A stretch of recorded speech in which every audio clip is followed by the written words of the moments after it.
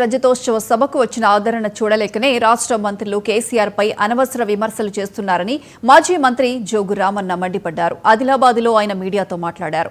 Congress party ప్రజలకు ఇచ్చిన హామీలను విస్మరించిందని ఎద్దేవా చేశారు. బిల్లుల మంజూరుకు కాంగ్రెస్ నాయకులు కమిషన్లు తీసుకుంటున్నారని ఆరోపించారు. రజతోత్సవ సభను విజయవంతం చేసిన నియోజకవర్గ నాయకులు కార్యకర్తలకు కృతజ్ఞతలు తెలిపారు. ఏ ఊళ్ళో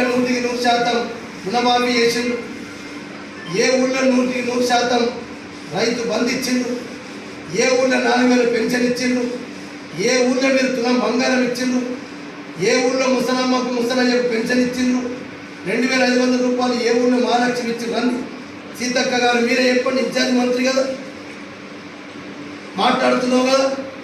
ఇండ్రు ఏ ఊళ్ళు ఇచ్చిండ్రు, ఎవరికి అర్హులకు ఇచ్చింది చెప్పండి. ఆదిలాబాద్ నియోజకవర్గంలో నేను సీతక్కని సవాల్ చేస్తున్నా. నిజంగా పేదవాళ్ళకి ఇచ్చిన ఇల్లు ఇచ్చిన 10వ 9వ ఇచ్చింది.